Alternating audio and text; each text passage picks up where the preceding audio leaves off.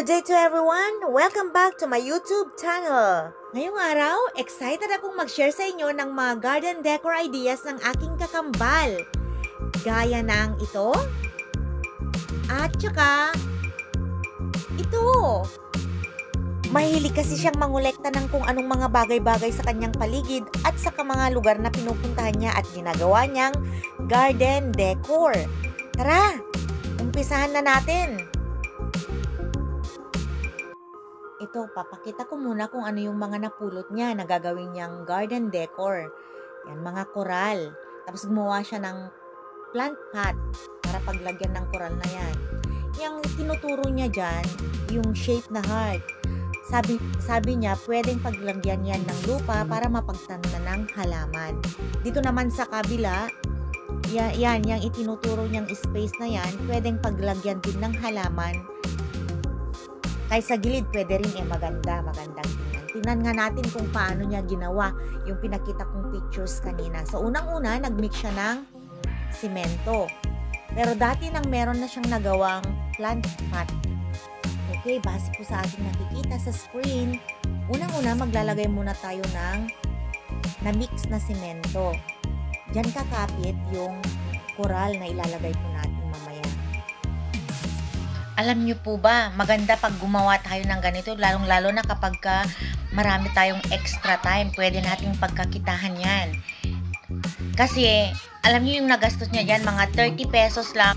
Yung pinambili lang niya po ng simento. Wala pang 1 kilong magagamit dyan, kaya may masasobra ka pa sa 1 kilong simentong bibilihin mo po.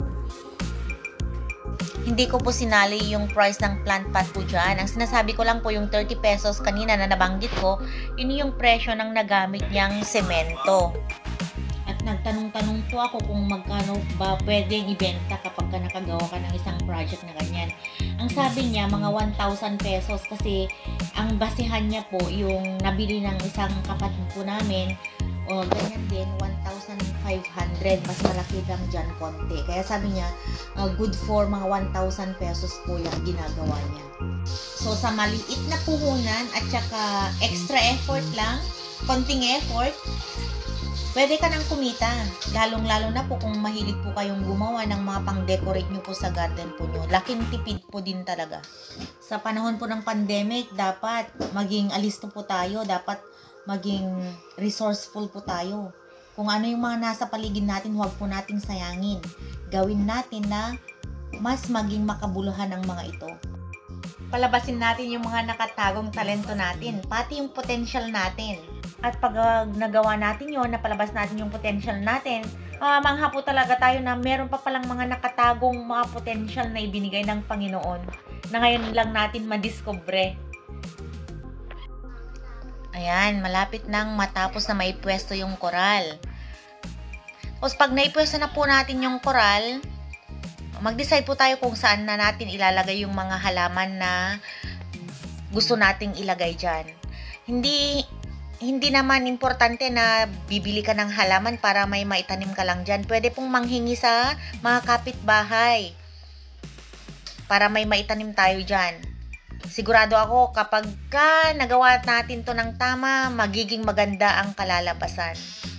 Kung nahihiya naman tayong manghingi sa mga kapitbahay ng halaman, pwedeng kumuha tayo sa sarili nating garden. Tingnan natin kung ano yung mga pwedeng may ibabagay dyan sa ginawa natin na garden decor. Yan, yung mga tinuturo niya po, yan yung pagtatamnan niya. Diyan niya ipwepesto yung mga halaman.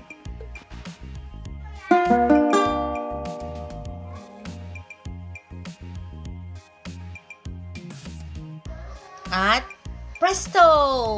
Natapos na ang ating project ngayong araw with my twin sister. Thank you very much for watching!